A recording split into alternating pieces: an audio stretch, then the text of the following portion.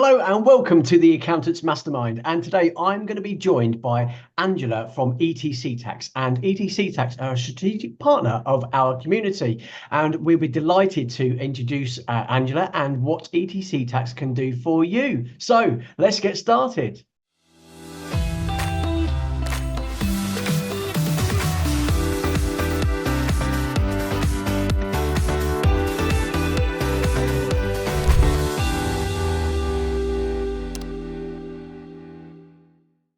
Today I am joined by one of our strategic partners, Angela from ETC Tax. Hello, Angela. How are you? Hi, Mark. I'm fine, thanks. How are you? Yeah, I'm good, thank you. So today we're going to be talking about how you help our community and obviously other accountants with tax queries and questions. But do you want to give us a little bit about you and ETC Tax? Yeah, I'll do that. Shall I share my slides now, Mark? Is that probably Yeah, best? that's fine. Let's share my slides now, and then I can put up a slide talking about ETC. So I'm Angela. I'm the Managing Director of ETC Tax, and we are based in Cheshire, but we operate nationally. And ETC Tax is a specialist tax advisory practice. We also do help clients, particularly accountants, with complex compliance, so things like estate tax returns, crypto tax returns, things a little bit out of the ordinary. But our focus as a practice is and always has been on specialist tax advisory matters. So the way we work, as you've already mentioned, Mark, is we sort of partner with proactive accountants, of which, TAM accountants are obviously very proactive accountants. They're working with you, so that's great, to help them solve their clients' tax problems, basically, and really help them enhance the value of the service they offer to their clients. And I know, obviously, with TAM, it's all about enhancing the services they offer and how they can get best value from their accountancy practices and really, assist their clients. And that's where we come in as well. And in terms of how we work, we kind of offer flexible options to suit each firm. Basically, we don't have a particular, process. We very much like to talk to accountants about what they need and what their preference is. I mean, just to give you a couple of examples, Mark, we've recently been partnering with a firm who has a member of staff who's gone on maternity leave, so they just have some kind of need for interim cover around the fact that that person's off. We've also worked with firms that have tax in-house expertise, but for various reasons they're either really busy. So one firm we work with, the chap there is just run off his feet, and just what he wanted actually was for his accountancy colleagues to be able to contact someone else, basically, not to bother him with their quick queries. So that he could focus on the bigger stuff, and so they can come to us for the kind of smaller quick queries. And then, a lot of practices, even with our tax partners, just like us to kind of come in for second opinions or to really help with the really complex stuff. I suppose that's what we kind of excel at, I think. In terms of, I think this, Mark, but in terms of our offering, if you like, we've got sort of two main services, I suppose. We've got a service that we refer to as Tax Partner Pro, which is a subscription-based service, a monthly subscription service. That's £125 a month, but that gets 30 minutes of tax advice included within that £125, as well as monthly webinars on things like hot topics or CPD webinars. And you also get a discount against then consultancy fees and projects, 10% for all the accountants do for them and their clients. And TAM members get 10% discount, so that's even better, isn't it? Yeah, yes. And then we also just work with accountants in terms of consultancy projects, I suppose. So your traditional, tax projects, we can do that alongside Tax Partner Pro or distinct from that. But if we do it with Tax Partner Pro, then as I say, there's a 10% discount on those consultancy projects. But it just, that can be anything really, from a demerger to a VAT piece to some IHT planning, whatever it is that accountants need help with. We have got the full service here. So just to clarify from my own understanding, so essentially, if I'm running a practice, whether I've got a tax specialist or not, or whether I'm a tax specialist or not, I've got the opportunity to work with you guys on small or large tax queries. So if it's something that I don't feel I can handle, I can get the advice off you, or if I'm overworked, I can get you to do the work, or simply if I don't have the knowledge or the expertise in-house, I can then just fire all of it over to you as one-off project. Is that? Yeah, absolutely spot on, and anything in between, really, whatever that need is. Yeah, we're not kind of, perhaps we ought to be, you might be telling me this if I was in went to one of your TAM workshops, perhaps we ought to be slightly more focused. But I think we just partner with accounting firms in whichever way they need, really. We don't kind of say, no, you've got tax partners, so we're not going to work with you or whatever. That's that's entirely their discretion. So yeah, absolutely right. No, I think it's great. So, I mean, just a quick mention of why I think we're different to other tax providers. There are other tax providers out there. There are other tax helplines out there. I'm not going to name them, but there are quite a few, tax helplines aware that accountants obviously often have tax helplines that they're signed up to. Where I think we are different is we provide a solution, not an answer. And what I mean by that is that the feedback we've had from accountants, some of the ones in your community, Mark, is that they sometimes just get pointed to a piece of legislation or, read section 42, blah, blah, blah. Or it's a bit grey, or it could be this, it could be that. Well, that's not particularly helpful. So we focus on a solution. We actually like to give you accountants a solution to the problem, as opposed to just kind of going, look at this. Yeah. And that's where I think we really excel, alongside the fact that all of our tax people are sort of chartered tax or working towards that qualification and have specialist expertise. So that really kind of focuses that in as well. And if that makes sense. And if I remember rightly, you've got lots of people in the specialist areas. So it's not, you don't, obviously there are people that will have a breadth of knowledge, but you have specific. So if I had a problem with a particular industry, you would have, or a country legislation. I think that comes up quite a bit in the Facebook group. Does anybody know anyone who deals with French tax or something? You would be able to. You have that. Yeah, absolutely. Sorry, go on. Yeah, absolutely. I mean, we are broad, you're right, and we're sort of OMB, SME. I love acronyms in tax. There's so many, aren't there? OMB, SME. OMB, SME focus. So we are, focused on that market, but anything goes again within that market, I suppose. The only thing I'd say, but you are right, we do get involved in international issues, things like global mobility. I'll talk about that later. People moving overseas, moving businesses overseas. When it comes to things like French tax, we cannot advise on overseas tax matters. We can only advise on the UK tax elements. Yes. But that said, we do have some really good connections internationally. So most jurisdictions, if we can't cover them, which we wouldn't because we're UK tax specialists, we would be able to partner with someone who would be able to assist with that. So we can kind of join all that up as well. Yeah. So yeah, well, that's spot on. Well remembered, Mark. So the next slide, so really what I thought I'd plan to do today, Mark, if it's okay with you, is just go through some sort of hot topics. I thought, I just thought it'd be useful for your community to hear about some of the things that we're hearing, or we're seeing day in, day out from our accountant contacts primarily, and the sort of some of the challenges that their clients are facing and things that they're seeing. Yeah. So that's what I'm going to do with the next few slides. It'll probably be 15, 20 minutes maybe, but just go through some sort of hot topics as I call them. Yeah, I'll leave you to that. Thank you, Mark. Right, folks. So I thought I'd just talk about some hot topics in tax. I know hot and tax, the kind of two things in the two words in one sentence don't often come together, but there are some hot topics that we look at in tax, and these are them. So the first thing we're seeing at the moment is clients with surplus cash. I put here a nice problem to have. Ironically or not, we have been in some really difficult trading conditions, but actually a lot of clients, so accountants' clients, have built up surplus cash in their trading businesses. I think perhaps, due to sort of, trading quite cautiously throughout COVID and just not knowing what was going to happen, and actually then getting through that, if they have got through that, and realising they've got kind of quite a decent pot of cash built up within the trading business. They then sort of come along and say, well, I want to use that cash and I want to use it often for future generations, family members. They're concerned about what that might mean for inheritance tax, and really how they kind of deal with that tax effectively and tax efficiently. I should have said at the start that today is not about sort of giving solutions to these problems. Obviously, we can provide solutions to problems. It's just an awareness thing, really. So there's no technical content in this today. It's just talking about the kind of issues we're seeing. But obviously, many of you will be aware that it's always sensible to have investment and trading assets separate anyway. And thinking about how we do that is part of this. So often in that scenario, not always, but we might consider the use of a FIC or family investment company. So that's something that we are seeing that's quite popular at the moment with accountants and their clients. Next thing we're seeing is, and I'm sure some of you will have this experience personally in your own practices, difficulty in finding and retaining staff is huge. I was reading something on, I think, Accountancy Age the other day about how difficult it is in the accountancy industry for accountants to find the right staff and retain them. So this may be relevant for you and your practices, but also for your clients. Share incentives, obviously a popular way to reward team members when cash is tight. So although I talked about the fact that many businesses find themselves with cash surplus, there are many more out there who find themselves in a cash difficult position, but really wanting to retain their staff and make sure that their staff are going to stay with them.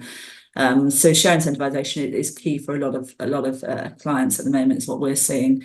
The main options for small businesses that we are talking to clients about and accountants about are EMI and or grey shares, or a mix of the two. Again, no technical data here today. Suffice it to say that those are, there are other options, things like company share option plans and things, but those are the main ones that we're coming across as being most relevant at the moment. The other thing which I'll touch upon later is in employee ownership trusts, which are also becoming increasingly popular, but not always well understood. We ourselves have had quite a lot of experience actually with the OTs at ETC. We've done a number of those with clients, and say I'll have a slide on that later, but making sure that clients really understand why they're going into that situation is critical.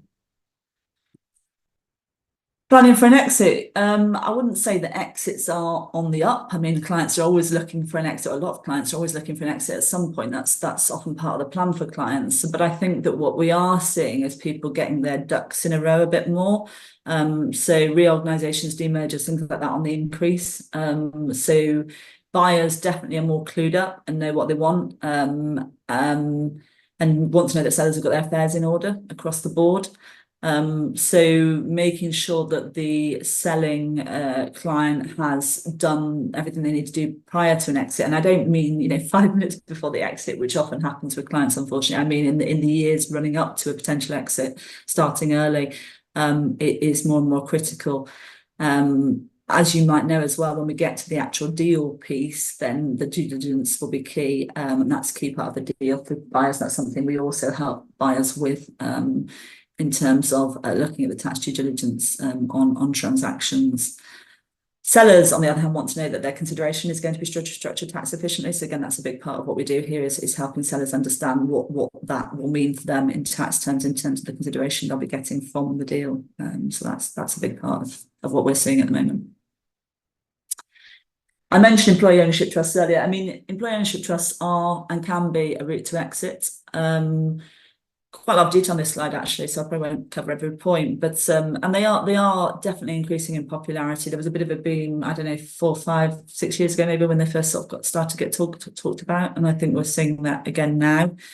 But I think the main problem was, say, that the couple of first bullet points are just about how they work briefly.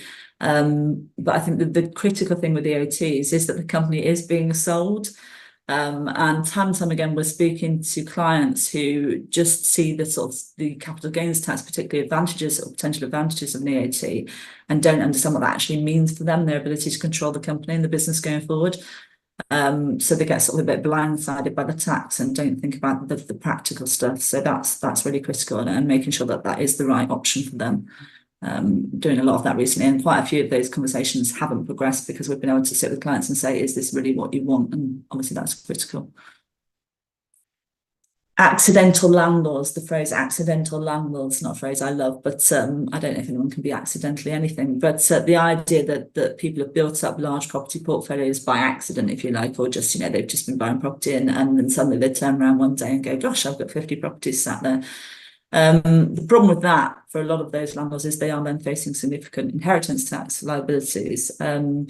You'll know, all of you, that there were no IHT changes in the recent budget as was perhaps expected. Obviously, we don't know what today and the next few months is going to bring in that regard, or indeed with any taxes. But there is no IHT magic wand.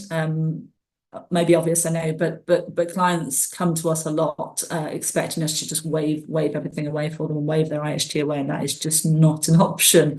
So my message there really is start early. I mean, when you've got clients in their 40s and 50s, it can be, for obvious reasons, difficult to have conversations about IHT because in their heads it's so far away.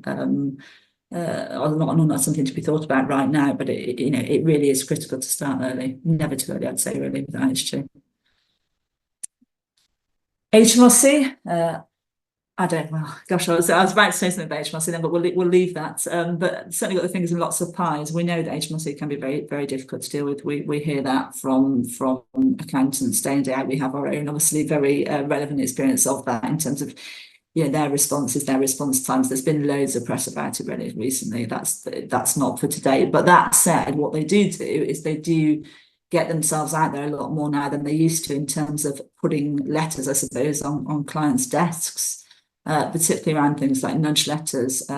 You'll know, all of you, I'm sure there have been some really wide-ranging campaigns with nudge letters, over the last few years, covering all sorts. I'm not going to list those things today, but all sorts of things, BODR, various things. And we also know, and we've got stats on this, and I think I wrote an article on this recently, actually, or a LinkedIn post maybe, that inquiries and compliance checks, discovery systems, all of those things are on the increase. So really, all we can do as advisors is encourage our clients to get their affairs in order. But if they have got that dreaded brown envelope, I think the key is, there's 2 points here really. Act quickly to potentially mitigate any penalties that are arising. But in acting quickly, just be careful not to give away too much information.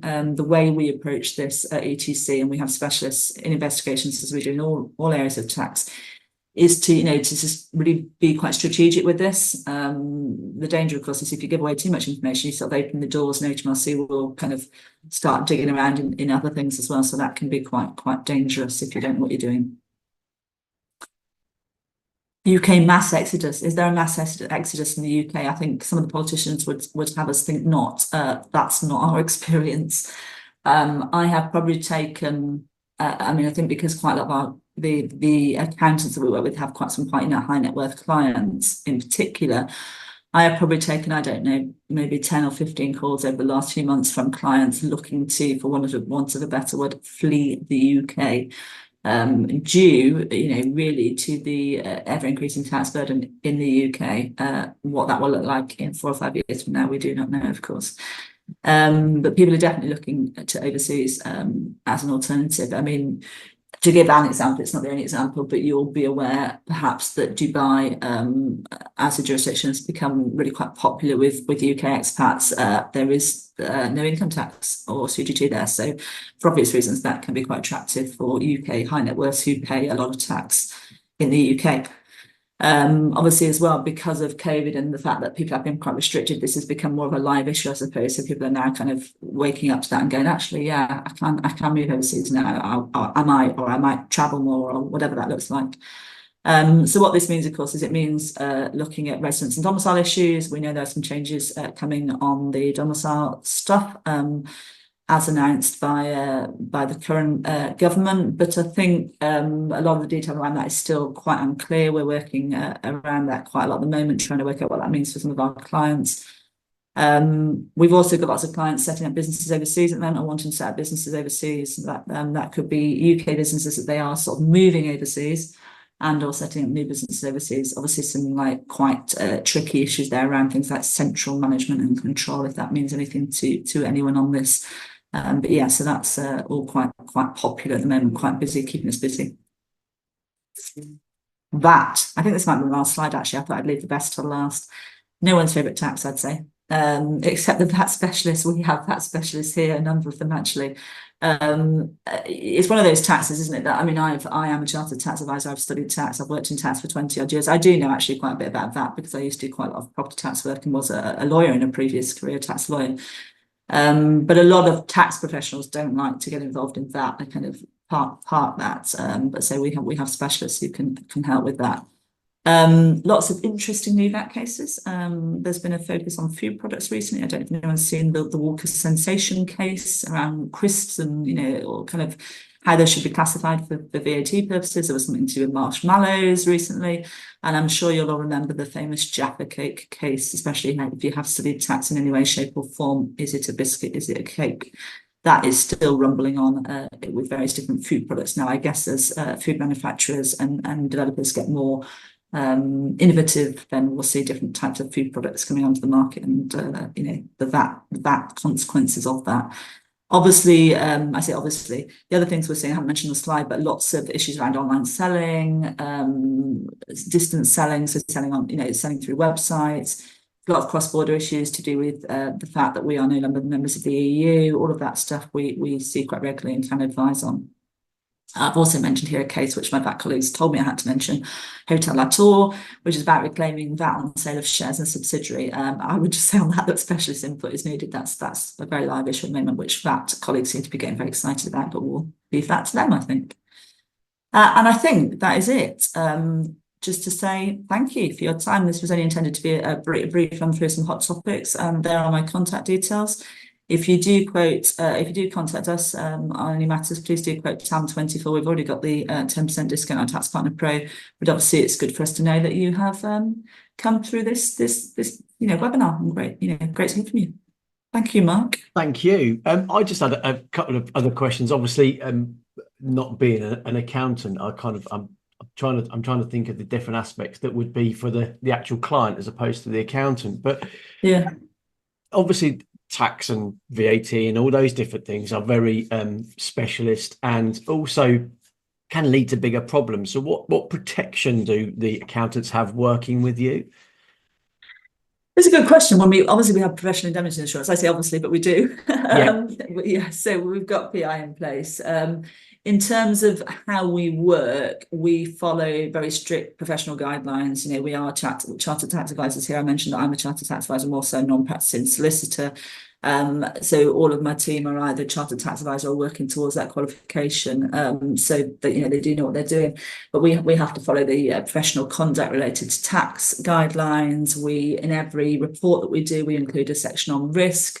So we talk about whether we think, and by the way, if this was the case, we almost certainly wouldn't be advising, but whether we think DOTAS would apply, the general anti-abuse rule would apply. So this is all tax stuff that's probably going way over your head, Mark. But the point is, and even just on a more basic level, not just the really kind of scary tax risk stuff, we include risk sections in every report about, do we think that HMRC may look at this and sort of want to challenge any aspects of what we're suggesting here, and if so, how might they challenge it?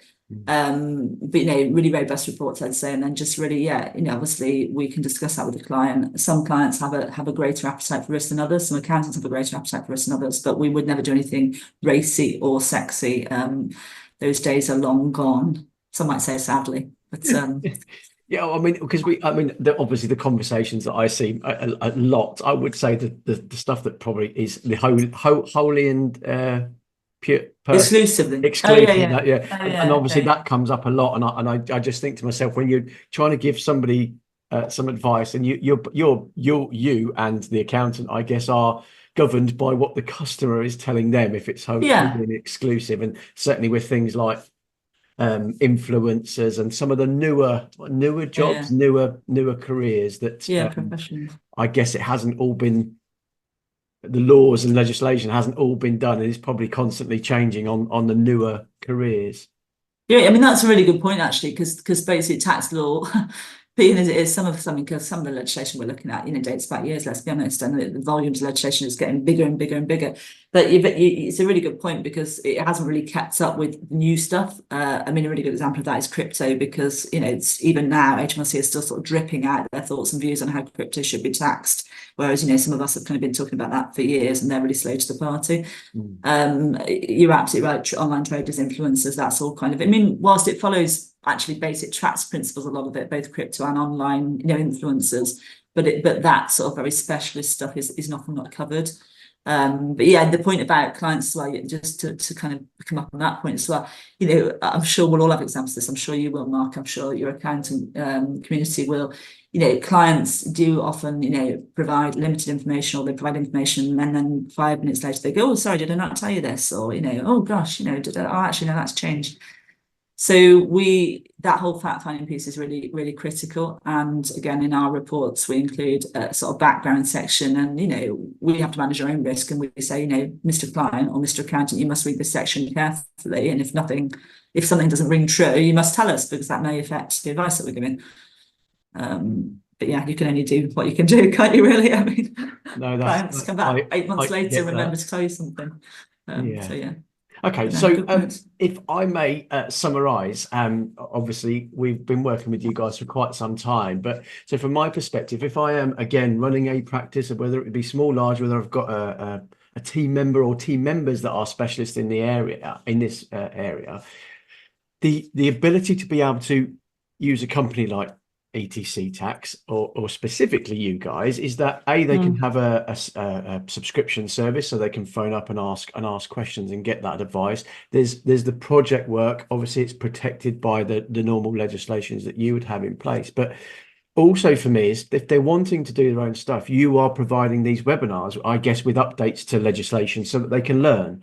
So if Yeah, if absolutely. that's what they want to Yeah. do, they can also do it themselves. But by having the subscription, they're going to be gaining their knowledge from you guys that are training and learning all Yeah. the stuff as well. Yeah, absolutely. It's all that. And we do have, accountants that work with us for a period of time and then they feel like they no longer need us, and that's fine. I mean, obviously, again, example of maternity leave, that was a defined period of time anyway, really. And then when that person's back. But you're absolutely right. We do so at the moment we're doing a sort of what we call a CPD webinar, so a slightly more technical webinar every 2 months. And then in between every 2 months, we're doing a kind of hot topics awareness, a bit like I've just done now, but with a little bit more detail, but again, on specific topics. So we're kind of doing that mix really. So some of it's just awareness to allow accountants to I suppose to be able to talk to their clients about these things, and then the CPD ones go into more technical detail. So actually, as I'm doing this with you, one of my colleagues is running a webinar, a CPD webinar on succession and exit planning. So so that's all available to them. Yes, so absolutely. That's how it works. And one thing I should mention as well, because you just reminded me, white label. We so the idea that if accountants want us to, we can sort of sit in the background a little bit. And what I mean by that is we can and often do address advice to the accountants who can then almost present that as their own. Yeah. Obviously, they have to manage their own risk and look at how that might affect their own PI, etc. That works very well for sort of discrete projects or smaller pieces of advice. I'd just say as a kind of word of caveat, it doesn't work well for things like demergers or really large transactions, because you end up with like a bit of a Chinese whispers effect and things can drag on for months. And but happy to work in whatever way suits, as I say. Brilliant. Thank you very much. Thank you, Mark. It's been a pleasure to hear even more about ATC tax. As always. Why would you not want to hear more about tax? Yes. And I'm sure we'll catch up very soon. Thank you. Yeah, speak to you soon. Thank you. Thanks.